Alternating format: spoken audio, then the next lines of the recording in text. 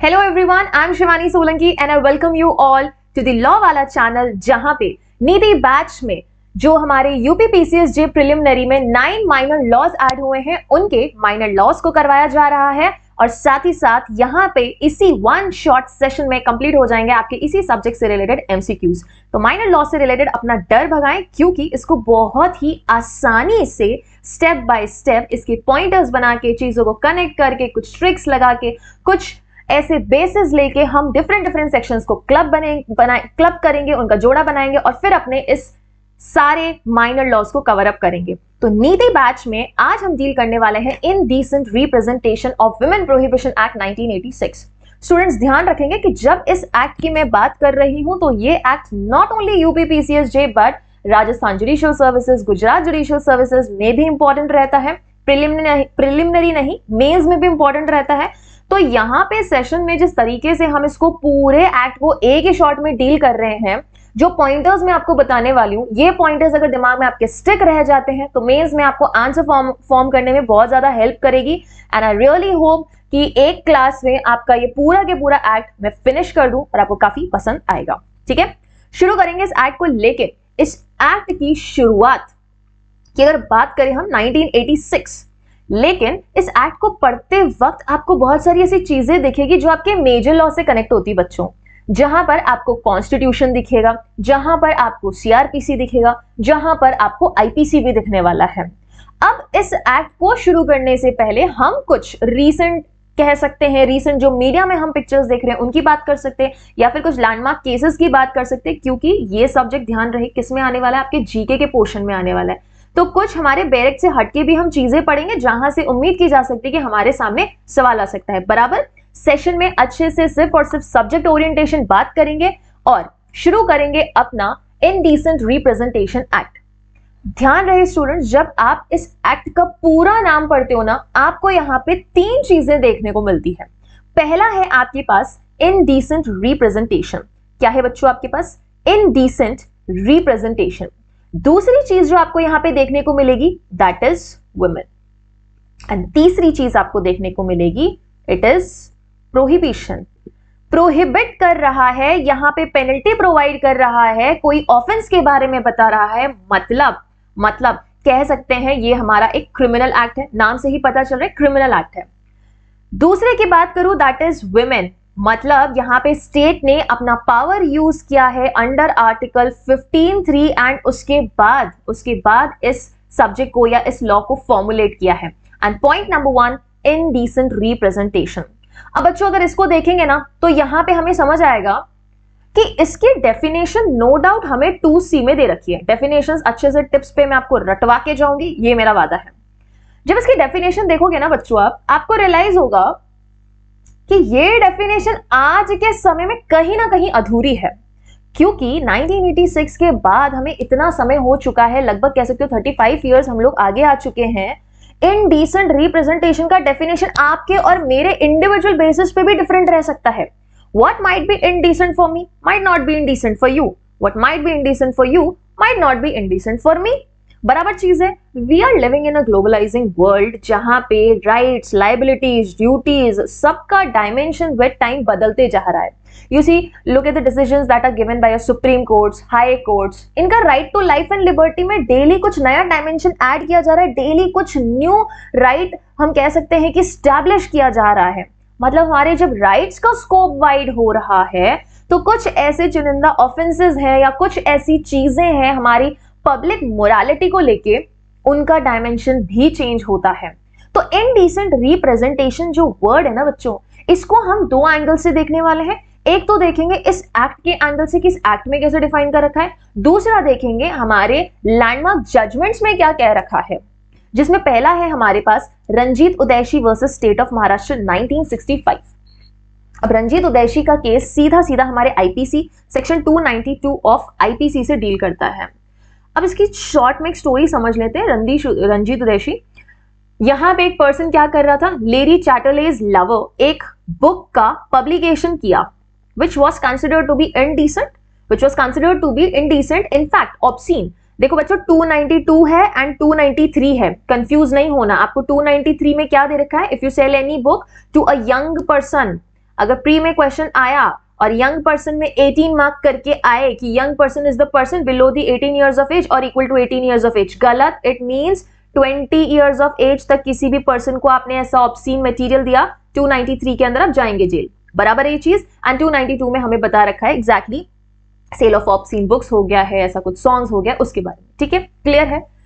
अब यहां पे पहला जो टेस्ट सुप्रीम कोर्ट ने अपनाया, ठीक है, जो कि कहां से लिया गया है, ब्रिटेन से। ये जीके में आएगा तो हो सकता है आपके पास में सवाल आए। हेकलिन टेस्ट को यहां पे अपनाया गया ये चीज टेस्ट करने के लिए कि जो लेडी चैटरलेज लवर जो बुक थी, इज दैट रियली ऑब्सीन और नॉट। अब इस टेस्ट को जब अपनाया गया तो यहां पे सुप्रीम कोर्ट का ये कहना है कि जो आपका ऑब्सिनिटी का कंसेप्ट है ना बच्चों, ये टाइम के साथ चेंज हो सकता है, इवॉल्व हो सकता है। would change the passage of time and what might have been obscene at point of time would not be considered as obscene at latter period. We all know जो Bollywood movies बहुत पहले की आती थी उसमें अलग तरीके का आप कह सकते हो कि अटायर होता था एक्टर एक्ट्रेसेस का, और अब अलग हो रहा है, ठीक है, क्योंकि लोगों का माइंडसेट परसेप्शन चेंज हो रहा है। अब कोई भी ड्रेसिंग सेंस इजीली हर किसी को ऑब्सीन नहीं लग सकती है, या उसका कह सकते हैं कि माइंड करप्ट या डिप्रेव नहीं कर सकता है, एक लस्टफुल फीलिंग उसको नहीं दे सकता है, नॉट नेसेसरी, बराबर। The court examine the test, the court examine the test and the court, अच्छा ये जो एक्ट था इसमें कौन सा इन्होंने टेस्ट यूज किया था, हेकलिन टेस्ट। ओके स्टूडेंट्स, ये लाइन 2 बार आ गई, सॉरी फॉर दैट। अब इस हेकलिन टेस्ट को जब इन्होंने यहां लगाया तो बोला भैया ये बुक तो ऑब्सीन है और इसका पब्लिकेशन इंडिया में हम बैन करते हैं, हम इस बुक को यूज नहीं कर सकते, क्योंकि हेकलिन टेस्ट के अकॉर्डिंग कोई चीज ऑब्सीन है या नहीं है वो किस पे डिपेंड करेगी, it will depend on those minds who are open to such immoral offenses and into those hands a publication of the sort may fall. इसका मतलब समझो, यहां पे सुप्रीम कोर्ट का ये कहना है कोई चीज ऑब्सीन है या नहीं है, इनडिसेंट है या नहीं है, ये हम इस आधार पे, इस बेसिस पे डिसाइड करेंगे, जहां पे हमें ये देखना है कि अगर एक पर्टिकुलर चीज किसी पर्सन के हाथ में जा रही है तो उसका माइंड करप्ट करती है या नहीं करती है। तो बच्चों मुझे एक बात बताओ, ये तो हो गया ना कि एक हर पर्टिकुलर पर्सन के अकॉर्डिंग आप देख रहे हो, पर्टिकुलर पर्सन, तो इसके पीछे का एक इंपॉर्टेंट मैसेज की वैल्यू कहां गई, इसके पीछे ये फैक्ट कहां गया कि दूसरे लोगों के लिए, कम्युनिटी एट लार्ज के लिए अगर ये इनडिसेंट नहीं है तो then in that case what. इसीलिए ये हेकलिन टेस्ट जो कि सबसे पहले ब्रिटेन के लैंडमार्क केस रेजेना वर्सेस हेकलिन में यूज हुआ था, ध्यान रखना ये केस लॉ याद रखना, ब्रिटेन का भी, इसमें जब यूज हुआ था ये, तो हमारे सुप्रीम कोर्ट ने रंजीत उदैशी के केस में भी इसको यूज किया, लेकिन इस केस को इस टेस्ट को पहली बार उन्होंने रिजेक्ट किया Aveek Sarkar versus state of Bengal 2014, hardly 9 साल पहले इस लैंडमार्क जजमेंट में सुप्रीम कोर्ट ने हेकलिन टेस्ट को रिजेक्ट किया। ध्यान रखना students, they rejected Hicklin test, पूछा जा सकता है, and adopted community standard test. Word खुद बता रहा है कम्युनिटी स्टैंडर्ड टेस्ट।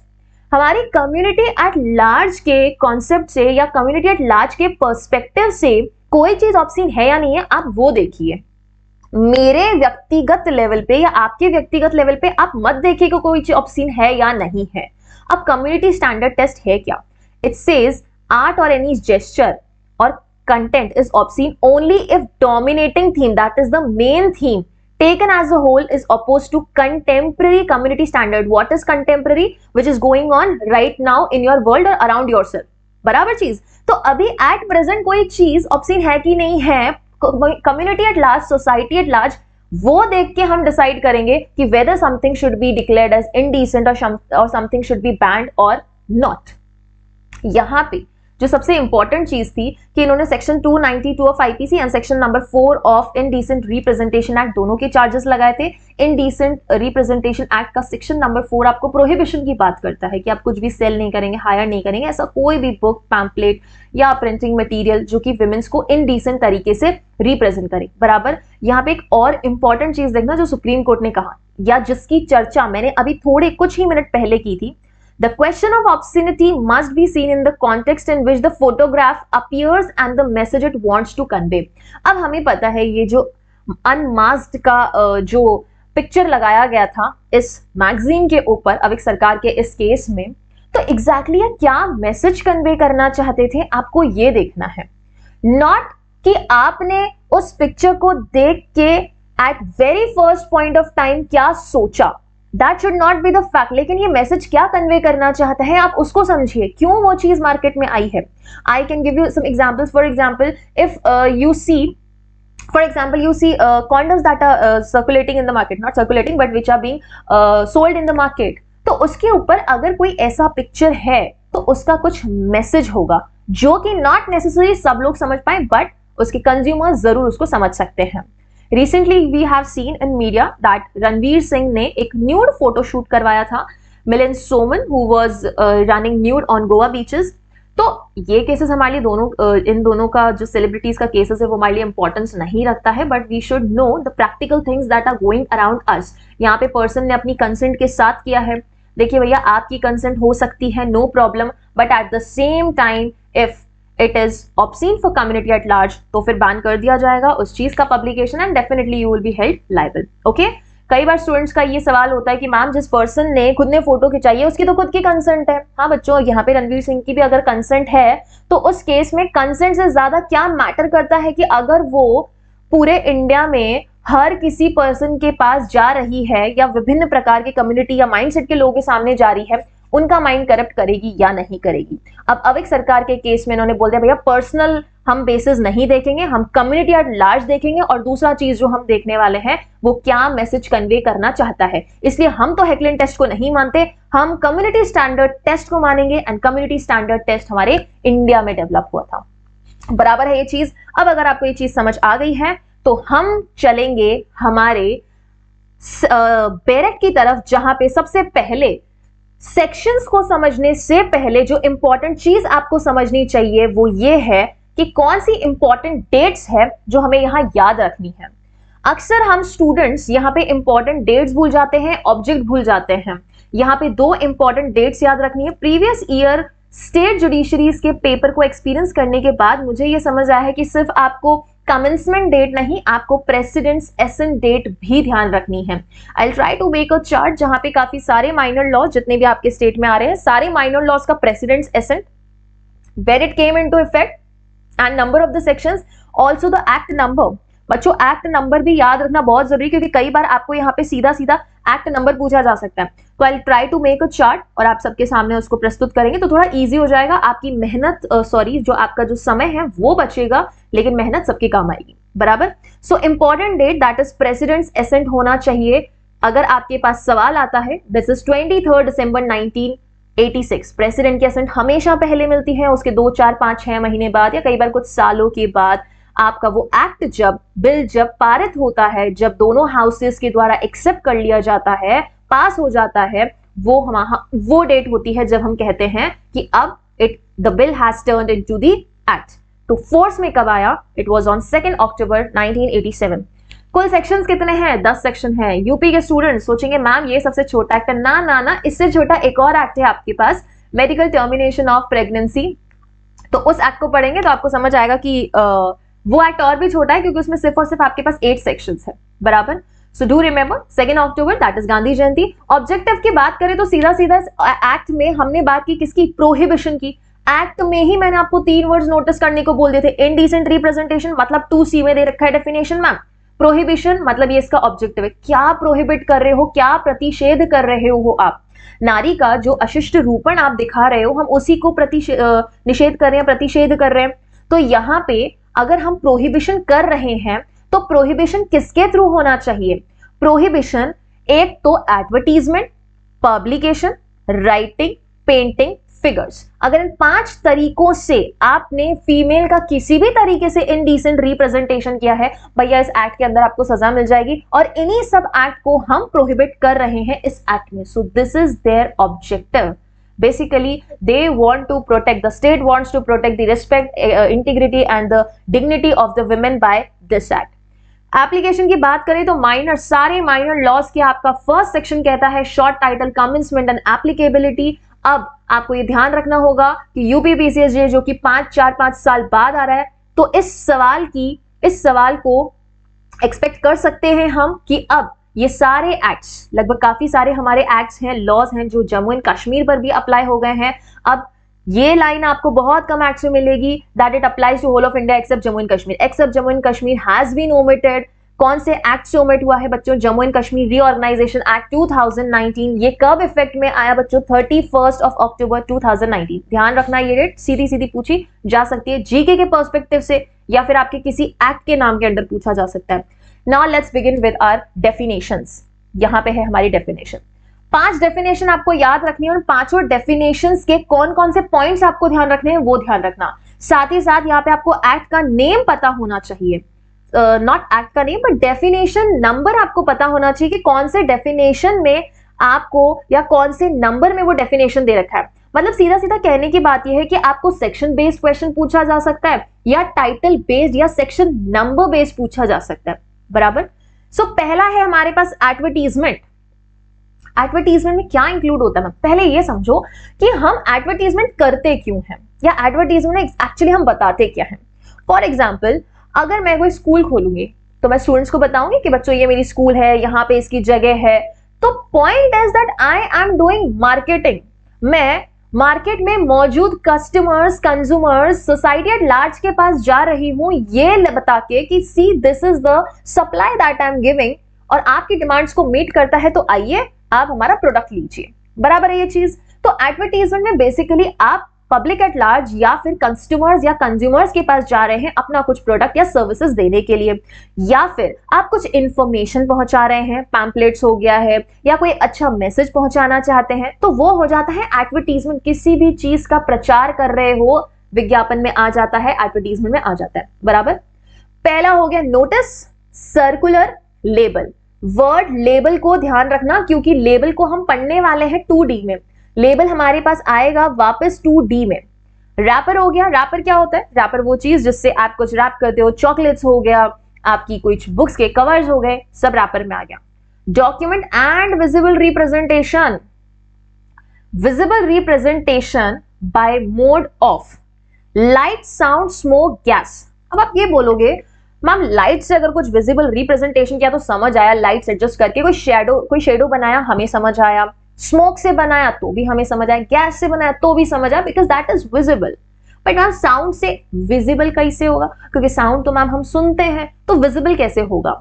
यहाँ पे जब विजिबल की बात करूं ना मैं बच्चों, it means that it is visible by your 6 sense, not 6 senses, I am sorry, 5 senses है ना। 6 सेंस जो है हम में से कुछ कह सकते हैं कि लोगों का ही 6 सेंस काम करता है, नॉट कुछ का ही, सब का ही, जिसे हम कहते हैं इंट्यूशन ना, मुझे सब फील हो रहा है। तो 6 सेंस काफी बार सही होता है, जिसे रिकग्नाइज तो नहीं किया गया स्पेसिफिकली आपके इंडियन एविडेंस एक्ट में, बट स्टिल अगर आपको कई बार ऐसा इंट्यूशन आता है तो कई बार चीजें सही हो भी जाती है, ठीक है। So not talking about 6 senses, let's just focus on the 5 senses. That means हर वो चीज जो आप अपने सेंसेस से परसीव कर सकते हैं, which means eyes, ears, nose, skin, tongue, जिससे कि आप टेस्ट कर सकते हैं।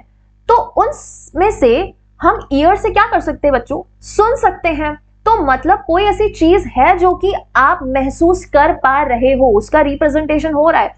मान लीजिए एक पर्सन ने माइक पे आके, लाउड स्पीकर पे आके कोई विमेन या एक विमेन कम्युनिटी के बारे में, कोई पर्टिकुलर कम्युनिटी की विमेन्स के बारे में आके कुछ ऐसा इमोरल या ऑब्सीन या इनडिसेंट कोई कमेंट कर दिया है, तो that will also amount indecent representation. किसी महिला का आप कुछ चरित्र के बारे में बता रहे हो या उसके फिगर बॉडी के बारे में बता रहे हो, तो वो भी इनडिसेंट रिप्रेजेंटेशन हो गया बच्चों। क्यों? क्योंकि जब उसने ऐसा बोला, रिप्रेजेंट किया, तो आपके सेंसेस ने सुना प्लस इमेजिन कर लिया। जब तक आपका ब्रेन काम नहीं करता, मतलब आप सुनते नहीं, तब तक आपका ब्रेन इमेजिन नहीं कर पाएगा ना exactly what he meant to say. So in that case आपका साउंड भी विजिबल रिप्रेजेंटेशन में डाला गया है, बराबर है ये चीज। तो एडवर्टीजमेंट, ये 4 पॉइंट्स ध्यान रखना, यहां से सवाल बन सकता है। कमिंग टू 2B, जिसमें डेफिनेशन दिया है डिस्ट्रीब्यूशन, वितरण करना। किस चीज का वितरण होगा? किसी भी सैंपल का वितरण हो रहा है, जो कि फ्री भी हो सकता है या अदरवाइज। Otherwise means paid. जो चीज फ्री नहीं है वो पेड है, और हमारा ये बैच कंप्लीटली सबके लिए फ्री है, बराबर। 2C में अब आपको दे रखा है इनडिसेंट रिप्रेजेंटेशन। इनडिसेंट तरीके से आप विमेन को रिप्रेजेंट कर रहे हो। अब इसमें 3 इंपॉर्टेंट कह सकते हैं क्राइटेरिया है, या 3 स्टेजेस में हम इस डेफिनेशन को समझेंगे, क्योंकि इस डेफिनेशन में हर एक वर्ड आपके सामने ऑप्शन के फॉर्मेट में आ सकता है। इन्होंने बोला डिपिक्शन कर रहे हो, आप क्या कर रहे हो, विमेन को डिपिक्ट कर रहे हो, दिखा रहे हो।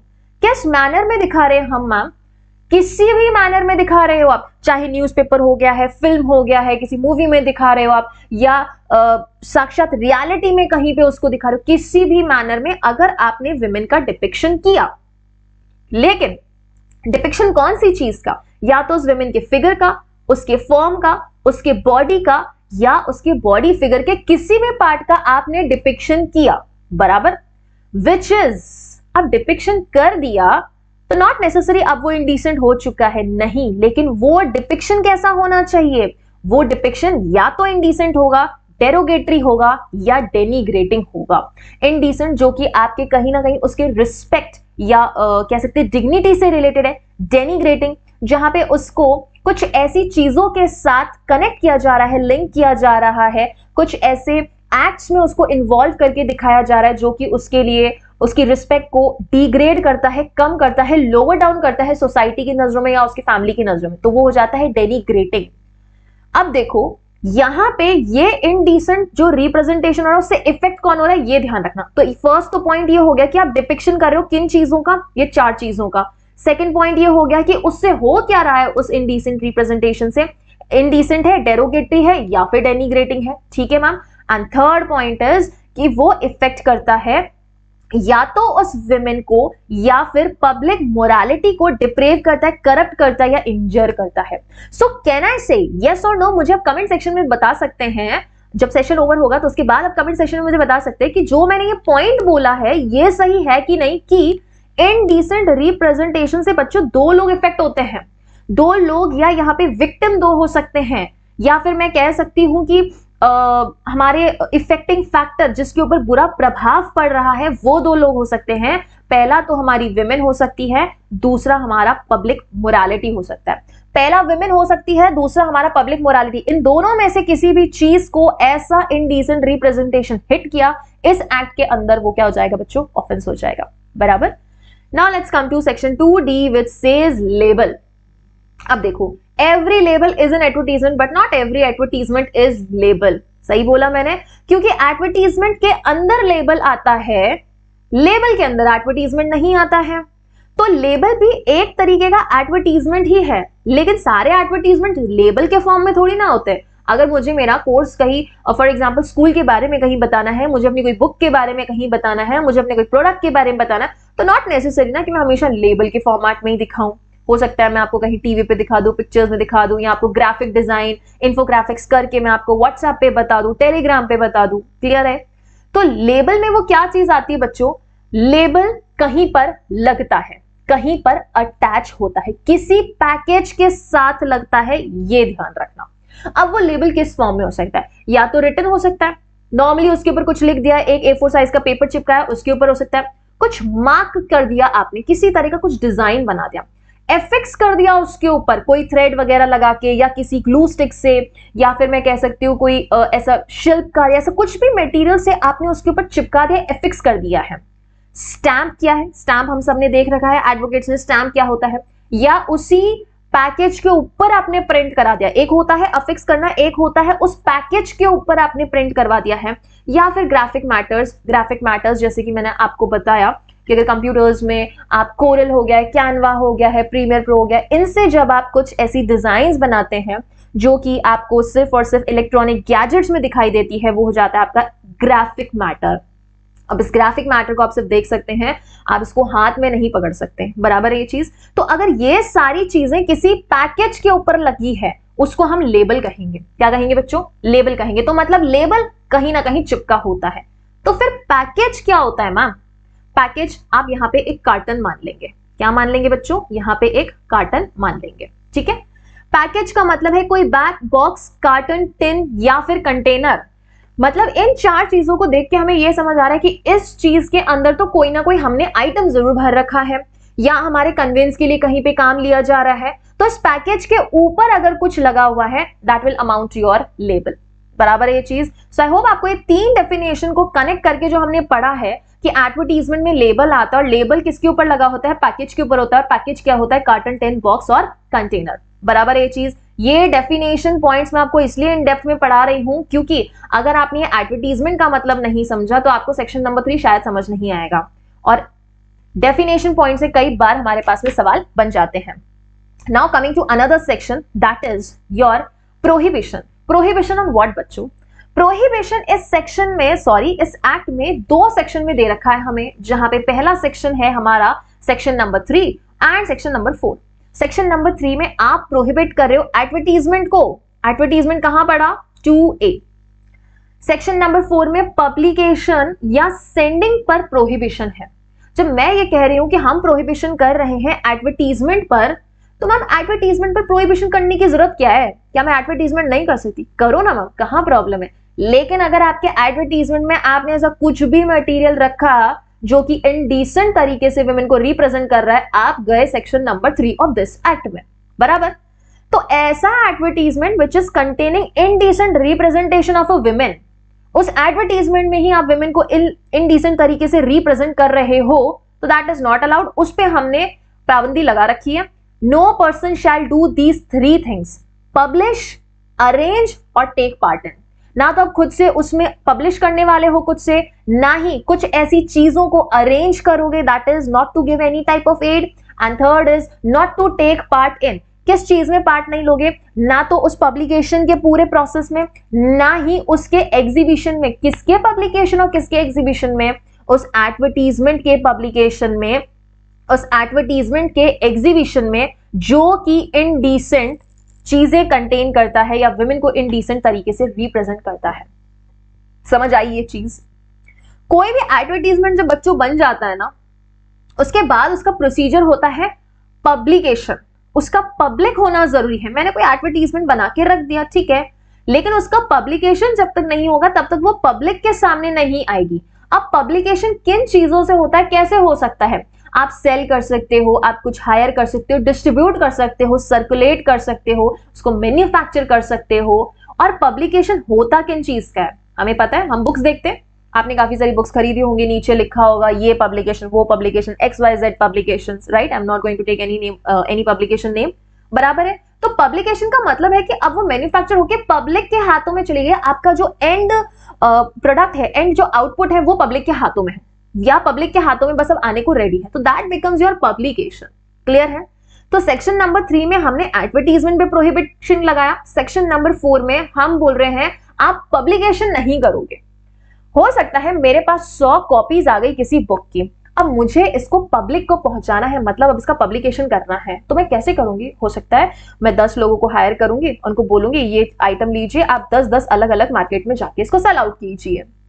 I can do this thing ma'am, this is not allowed. अगर आप ऐसा हायर कर रहे हो, किसी को सेल कर रहे हो या प्रोड्यूस कर रहे हो, डिस्ट्रीब्यूट कर रहे हो, सर्कुलेट कर रहे हो, या पोस्ट के थ्रू भी आपने ऐसा आइटम सेंड किया जिसमें कि विमेन को इनडिसेंट तरीके से रिप्रेजेंट किया जा रहा है, सेक्शन नंबर 4 लग जाएगा। So you have to differentiate whether सिर्फ एडवर्टीजमेंट हो रहा है या फिर वहां पे उस मटेरियल का एडवर्टीजमेंट के बाद पब्लिकेशन हो रहा है। क्लियर है ये चीज? अब यहाँ पे पब्लिकेशन होता किस किस चीज का है? See, this is the act, not this act, act. ये है आपकी क्रिया, ये आप कार्य कर रहे हो, ये आपके तरीके हो गए, और ये हो गई आपकी चीजें जिनका आप पब्लिकेशन कर रहे हो। तो पब्लिकेशन किसका कर सकते हैं या किसका इस सेक्शन में जिक्र कर रखा है? बुक का, pamphlet, paper, slide, film, writing, drawing, painting, photo, representation और फिगर। इनमें से किसी भी चीज का आपने पब्लिकेशन किया इन मेथड्स के थ्रू जो कि इनडिसेंट तरीके से विमेन को रिप्रेजेंट करता है, देन इन दैट केस आप पर प्रोहिबिशन लग सकता है। बराबर है ये चीज बच्चों? ठीक है। अब सेक्शन नंबर 4 से बढ़ा तो उसका एक्सेप्शन है। अब वो एक्सेप्शन कैसे बढ़ा है आपको यहां समझ आएगा। 3 एक्सेप्शन है सेक्शन नंबर 4 के। अगर इन 3 एक्सेप्शन में आपका पब्लिकेशन फॉल करता है तो आप पे कोई प्रोहिबिशन नहीं लगेगा, कोई ऑफेंस नहीं है इस एक्ट के अंदर।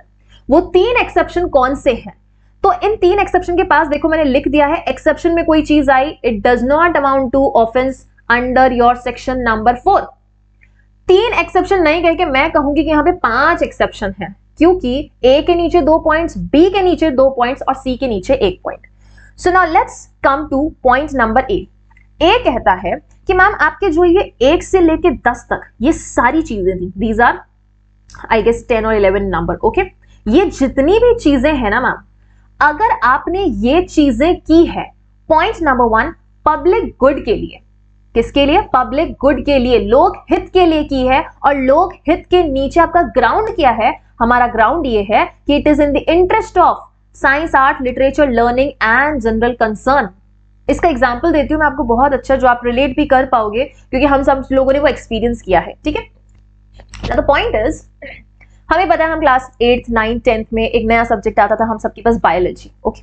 अब बायोलॉजी में वी ऑल नो कि हमारे पास फीमेल रिप्रोडक्टिव डायग्राम्स दिखाए जाते हैं, मेल रिप्रोडक्टिव ऑर्गन्स के बारे में दिखाया जाता है, ह्यूमन बॉडी का पूरा स्ट्रक्चर दिखाया जाता है। अगर वो चीजें आपको दिखाई गई है, उसमें डिपिक्ट किया गया, it will not amount to indecent representation of that women. क्यों बच्चों? क्योंकि दैट इज फॉर लर्निंग ना मैम।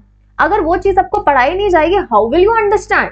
You understanding? अगर कोई महिला का आप सोनोग्राफी कर रहे हैं या बॉडी का कोई टेस्टिंग कर रहे हैं जिसमें कोई इमेज बाहर आ रही है या ऐसा कुछ रिप्रेजेंटेशन आपको देखने को मिल रहा है, it will not amount to your indecent representation. Reason being कि आप उसके पीछे का यूज या पर्पस समझिए, राइट? तो जब उस वक्त हम छोटे थे तो शायद अपनी बायोलॉजी की बुक्स को छुपाते थे कि नहीं थोड़ा सा इंडिसेंट लग रहा है, शायद हम लोग ये चीजें नहीं समझ पाते कि दैट इज नॉट समथिंग जिससे आपको लेके ऑकवर्ड फील करना चाहिए। वो आप बड़े होते हो तो आपको समझ आता है कि okay this is normal and this is the thing that we need to study, और वो उस वक्त पढ़ाई जाती है because we are in that stage और we are in that age जहां पर वो चीजें समझनी जरूरी होती है।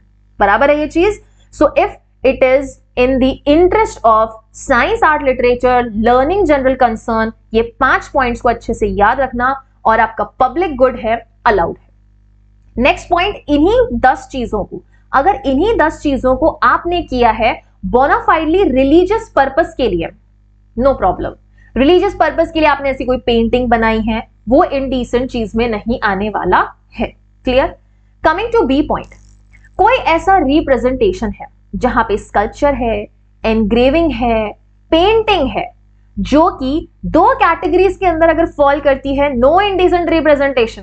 फर्स्ट कैटेगरी है कि मैम ऐसा स्कल्पचर अगर एंशिएंट मॉन्यूमेंट्स पे बनाए तो, जैसे हम रनकपुर टेम्पल्स वगैरह में जाते हैं, वहां पे हमें कई बार ऐसे स्कल्पचर्स देखने को मिलते हैं, तो हम क्या वो इनडिसेंट रिप्रेजेंटेशन में आएगा? नहीं आएगा। अगर वो आपका ancient monument archaeological sites and remains act 1958 की डेफिनेशन में फॉल करता है, that will not amount to indecent representation.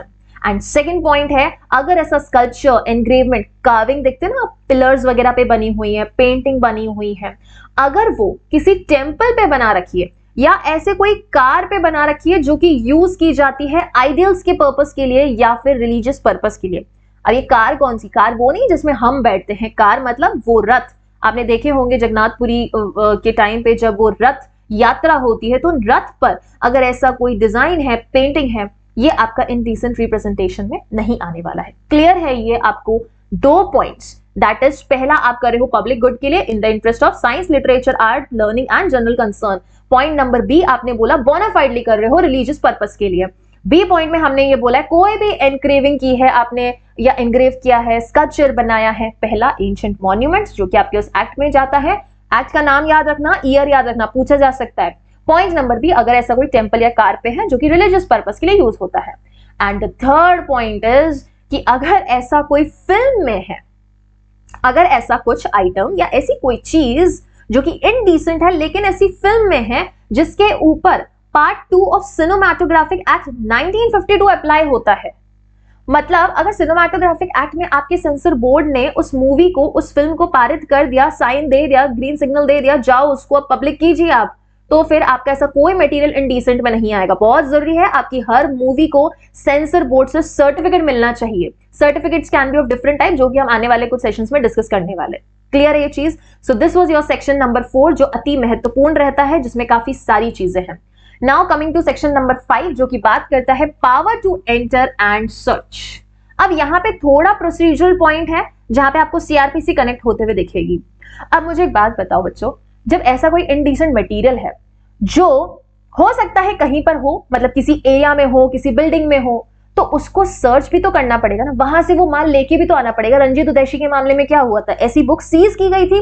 अब सीज की गई थी तो उसके लिए किसी को वहां एंटर करना पड़ेगा, वहां सर्च करना पड़ेगा, तो कौन वो पर्सन है, तो इसके बारे में आपका सेक्शन नंबर 5 बताता है कि सेक्शन नंबर 5 में ऐसा कोई गैजेटेड ऑफिसर, कोई भी पर्सन, कोई भी स्टूडेंट ने पुलिस ऑफिसर मार्क किया या मजिस्ट्रेट मार्क किया ना, तो फिर ऑब्वियसली मुझे बुरा लगेगा, है ना, अगर आपको याद रहे कि आपने क्या आंसर मार्क किया है।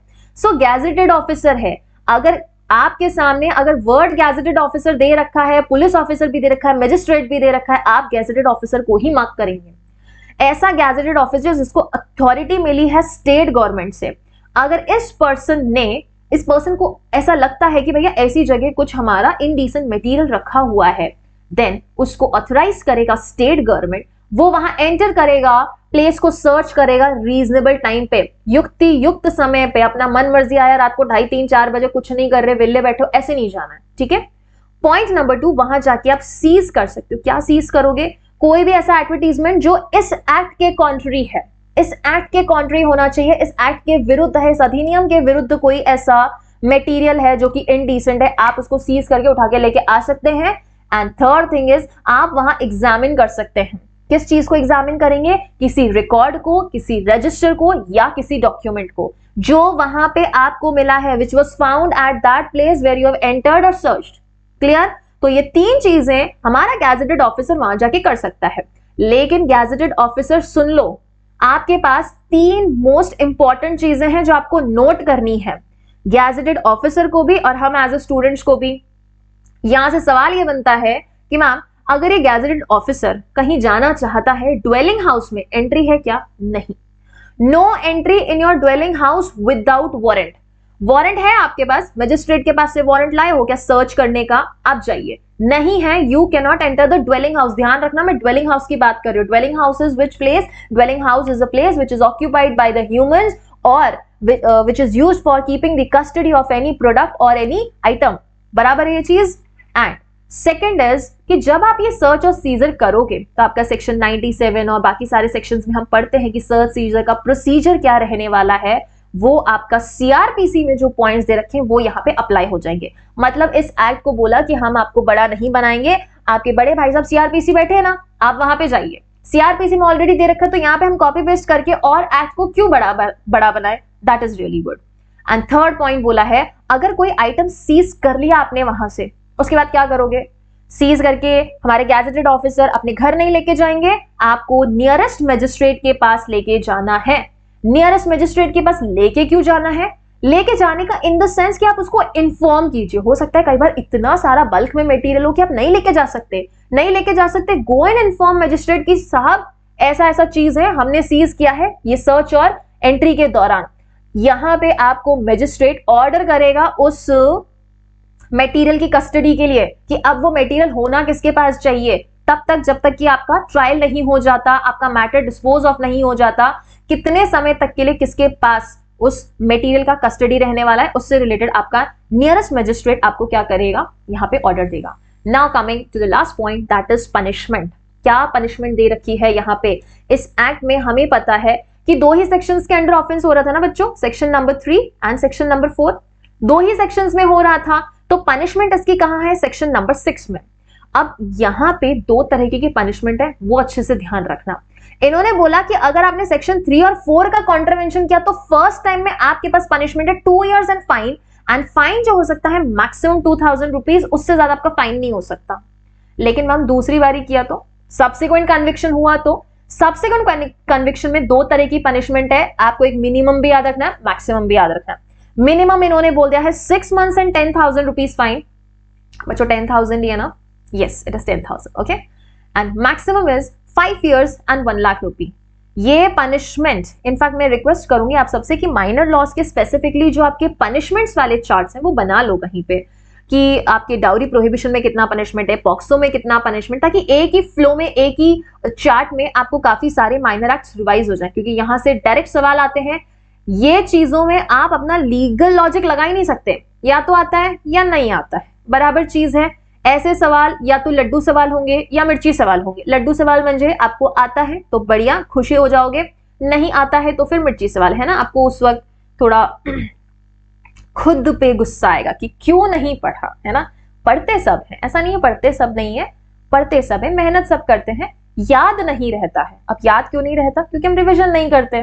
व्हाट यू थिंक, मुझे इतना याद हो जाएगा? नहीं होगा बेटा, सबका दिमाग का कैपेसिटी, और ऐसा नहीं कि किसी का बहुत ही ज्यादा है तो न जाने वो कितनी बुक्स दिमाग में छाप लेगा, नहीं। इट ऑल डिपेंड्स कि आप कितने ज्यादा उस चीज को रिवाइज करते हो, और जब पढ़ रहे हो ना बच्चों तो कितने ज्यादा फोकस से पढ़ रहे हो। अगर उसमें खुल खोल के पढ़ रहे हो, जैसे मैं कहती हूँ always study joyfully, never study hard. क्यों प्रेशर दे के दिन रात मेहनत करे 24-24 घंटे पढ़ना? नहीं, खुशी खुशी पढ़ो, दिन में 6 घंटे पढ़ो, लेकिन अच्छे से पढ़ो। उस पढ़ाई में इतने मग्न हो जाओ कि दुनिया की तुमको परवाह ही ना रहे, बराबर। सो ये पनिशमेंट आपको ध्यान रखनी है। And nature of offence, bailable and cognizable, सीधी चीज है मैम, पनिशमेंट इतना हैवी नहीं है तो फिर यहाँ पे नॉन कॉग्निजेबल को क्यों ही बनाएंगे, या सॉरी आई मीन टू से नॉन बेलेबल बना के इस मैटर को इतना सीरियस क्यों करेंगे? सीधा सीधा cognizable and bailable. Now coming to offences by companies, जिसको मैं कहती हूं कि भैया ये है हमारा यूनिवर्सल सेक्शन। यूनिवर्सल सेक्शन क्यों है? क्योंकि काफी सारे माइनर लॉज में आपको ये सेक्शन दिखने वाला है, लेकिन इसका जो भी 3 सब क्लॉजेस हैं और जो आपके एक्सप्लेनेशन है जो कि आपको बताता है कि कंपनी क्या है, तो उस केस में सारा मटेरियल सेम रहता है, सारा कंटेंट, सारे एलिमेंट्स आपके जनरल जो माइनर लॉज होते हैं उन सब में सेम रहता है। तो मैंने इसीलिए इसके 3 क्वेश्चंस बना दिए। जब आप पढ़ोगे इसको तो आपको रियलाइज होगा कि सबसे पहला इन्होंने चीज बोला कि अगर ये सेक्शन नंबर 3 या सेक्शन नंबर 4 का ऑफेंस कंपनी ने कर दिया मैम, तो गिल्टी किसको ठहराओगे? जो दोषी किसको करार करोगे? तो उन्होंने बोला वो person who was in charge of the business at the time when the offence was committed. जब अपराध घटित हुआ तो उस वक्त उस व्यापार का इंचार्ज कौन था, कौन उसका इंचार्ज था, कौन उसकी देख रेख करता था। अब वो बेटा डायरेक्टर भी हो सकता है, मैनेजर भी हो सकता है, सेक्रेटरी भी हो सकता है, या कोई भी ऑफिसर हो सकता है। वो पर्सन जो इंचार्ज है उसको हम गिल्टी ठहराएंगे, वो सजा भुगतेगा। दूसरा नंबर, यदि मैम वो ये 2 चीजें प्रूव कर दे तो कोई ऑफेंस नहीं। तो वो कौन सी 2 सिचुएशन है जब कोई ऑफेंस नहीं माना जाएगा कंपनी के द्वारा? जब वो पर्सन जो कि इंचार्ज ऑफ बिजनेस था वो ये प्रूव कर दे कि साहब ये मेरे नॉलेज में तो नहीं था। दूसरा, उसने पूरा ड्यू डिलिजेंस एक्सरसाइज किया है ऐसे ऑफेंसेस को प्रिवेंट करने के लिए। पहला, आपके डायरेक्टर साहब को पता ही नहीं था कि ऐसी कोई मैगजीन पब्लिश भी होगी, उनके परमिशन के बिना कर दी, so that is what, without his knowledge. दूसरा पॉइंट, साहब ने ऊपर 10-10 कर्मचारी, ऊपर 10-10 ऑफिसर्स बिठा दिए हैं, कैमरा लगा दिया है कि सब कुछ उनकी नजरों से स्कैन होके जाएगा। उन्होंने पूरा ड्यू डिलिजेंस लिया है, हर वो तरीका अपनाया है जिससे कि आप इंडिसेंट रिप्रेजेंटेशन को रोक सकते हो, बट फिर भी हो गया है। In case if this person proves, तो फिर यहाँ पे उस पर्सन की कोई भी कह सकते हैं कि यहाँ पे लाइबिलिटी नहीं रहेगी, नो ऑफेंस माना जाएगा। And burden of proof lies on whom? Burden of proof lies on the person who alleges. Section 101 Indian Evidence Act. And the third point is who will be punished? Punishment किसको मिलेगी यहाँ पे? अब यहाँ पे इन्होंने कंपनी क्यों नहीं लिखा? मैम कंपनी को पनिशमेंट क्यों नहीं मिलेगी? बेटा आर्टिफिशियल पर्सन, ज्यूरिस्टिक पर्सन को आप कैसे सजा दे पाओगे? उसको उठा के थोड़ी ना जेल में लेके जा पाओगे, या कंपनी के बाहर खड़े होकर थोड़ी ना बात कर सकोगे, सुनो मैडम, सुनो भैया, आप पे इतना इतना फाइन है, चुपचाप दे देना। वो नहीं देगा, उसके हाथ पैर जुबान सांस नहीं लेता है वो, बराबर। तो इस केस में यहाँ पे पनिशमेंट किसे मिलेगी? चाहे इम्प्रिजनमेंट की बात हो या फिर आपका फाइन कलेक्ट करने की बात हो, डायरेक्टर, मैनेजर, सेक्रेटरी या ऐसा कोई भी ऑफिसर जो कि इंचार्ज था उस बिजनेस का जब ऑफेंस कमिट हुआ। तो ये 3 सवाल खुद के सामने रखने हैं, ऑफेंसेस बाय कंपनीज कंप्लीट हो जाएगा। एंड लास्ट पॉइंट हम पढ़ने वाले हैं protection, that is good faith में मैं कहूंगी भैया ये इम्यूनिटी सेक्शन है। कौन सा सेक्शन है बच्चों? इम्यूनिटी सेक्शन है, जो कि आपके ऑफिसर्स को प्रोटेक्ट करता है कि अगर आपने ऐसा गुड फेथ में एक्ट किया है, गुड फेथ में एक्ट किया है, आपके अगेंस्ट कोई सूट, प्रोसीडिंग, प्रोसिक्यूशन नहीं होने वाला। किसके अगेंस्ट नहीं होगा? स्टेट गवर्नमेंट, सेंट्रल गवर्नमेंट या फिर स्टेट गवर्नमेंट, सेंट्रल गवर्नमेंट के ऑफिसर्स के साथ। आपको ये सेक्शन काफी जगह मिलेगा, पॉक्सो में मिलेगा, आपको प्रोविजन ऑफ ऑफेंडर्स एक्ट में मिलेगा, डीवी एक्ट में मिलेगा, आपको पॉश में मिलेगा, काफी सारे माइनर लॉज में हम इसको देखने वाले हैं। आपको मेडिकल टर्मिनेशन प्रेगनेंसी एक्ट में भी मिलने वाला है। एंड लास्ट सेक्शन, सेक्शन 10 कहता है पावर टू मेक रूल्स किसके पास है ma'am? It is with central government. Central government, ये पावर टू मेक रूल्स का भी चार्ट बना लो तो अच्छा रहेगा, क्योंकि काफी ऐसे एक्ट है जिसमें आपको स्टेट गवर्नमेंट दे रखा है। For example probation of offenders act, वहां पे क्या बोला? स्टेट गवर्नमेंट के पास पावर है। इधर रूल्स कौन बनाएगा? सेंट्रल गवर्नमेंट बनाएगा। ठीक है, ये चीज। आ जाते हैं, शुरू करते हैं हमारे MCQs, जहां पे पहला सवाल आपके पास है, where is indecent representation of women defined under this act. अब ध्यान रखो बच्चों, जब मैं ये एमसीक्यूज डिस्कस कर रही हूं ना आपके साथ, तभी उस वक्त मैं आपको रिवाइज करा दूंगी ये पिछले पूरे 10 सेक्शन जो हमने अभी तक पढ़े हैं, ठीक है। 2A, 2B, 2C, 2D indecent representation बच्चों आपको दे रखा है 2C में, सो 2C will be the right answer. 2A में क्या है? एडवर्टीजमेंट। 2B में क्या है? डिस्ट्रीब्यूशन। 2C में क्या है? Indecent representation. 2D में क्या है? लेबल है। और 2E में क्या है बच्चों? Package. Clear? Coming to another question, which among the following section amount to offense under indecent representation? मैंने आपको बोला था, चार्ट बनाया था हमने, प्रोहिबिशन किसकी किसके ऊपर है? सेक्शन नंबर 3 में और सेक्शन नंबर 4 में। सेक्शन नंबर 3 में किसके ऊपर प्रोहिबिशन था? एडवर्टीजमेंट पे। 4 में हमने पब्लिकेशन और सेंडिंग पर क्या लगाया था? रिस्ट्रिक्शन लगाया था। 3, 4 ए और बी बोथ और नन ऑफ द अबव। सो इस क्वेश्चन के अकॉर्डिंग ए और बी दोनों में हमारे पास क्या है? ऑफेंसेस के बारे में बता रखा है। Next, Who is authorized to make search under indecent representation? अच्छा, सर्च कहां कर रहे हैं बच्चों हम? सेक्शन नंबर 5 में। 2 में डेफिनेशन, 3 में एडवर्टीजमेंट में प्रोहिबिशन, 4 में पब्लिकेशन पे प्रोहिबिशन, 5 में सर्च और एंटर। तो यहां बोला गया है any gazetted office authorised by central government, state government, police inspector और मजिस्ट्रेट। हम लोग क्या पढ़ के आए थे? State government. वापस से कंफर्म कर लें, here is your section number 5, this is your state government. तो अगर मैं गवर्नमेंट्स की बात करूं बच्चों, तो हमारे पास में अभी तक गवर्नमेंट्स का रोल 2 ही जगह आया है। एक आया है आपका सेक्शन नंबर 5 में, एक आया है 10 में। 5 में बोला गैजेटेड ऑफिसर को ऑथराइज कौन करेगा? हमने बोल दिया यहाँ पे स्टेट गवर्नमेंट ऑथराइज करेगी। 10 में हमने बोला रूल मेकिंग पावर किसकी है? सेंट्रल गवर्नमेंट की। ये कंफ्यूज नहीं होना, ठीक है। Next, what is the nature of the offence under indecent representation? क्या नेचर है आपका? This is from your section number 8। Bailable, cognizable, cognizable, non bailable, non cognizable, bailable, non cognizable and non bailable. सीधा सीधा cognizable and bailable. Clear? Next, when did indecent representation of women act came into force? ये came into force पूछा है, मतलब with effect from.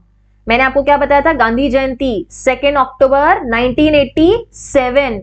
87 क्यों? क्योंकि ma'am 23 December 1986 में तो हमें प्रेसिडेंट की असेंट मिली थी। क्या मिली थी? प्रेसिडेंट की असेंट मिली थी। And the last question that we have is who has the rule making power under indecent representation? मतलब section number 10, that is your state government, central government, both the governments और high court of the state. इसका right answer है आपका central government, ठीक है। अभी फटाफट से रिवीजन में आपको करा दूं, हमने सबसे पहले केस कौन सा पढ़ा था बच्चों? सबसे पहला हमने केस कौन सा पढ़ा था? जहां पे हमने ये बोला कि हेकलिन टेस्ट को अपनाया गया था, रंजीत उदैशी का केस। फिर हमने कम्युनिटी स्टैंडर्ड टेस्ट में कौन सा केस पढ़ा था? अविक सरकार का केस पढ़ा था, दैट इज 2014 का केस है।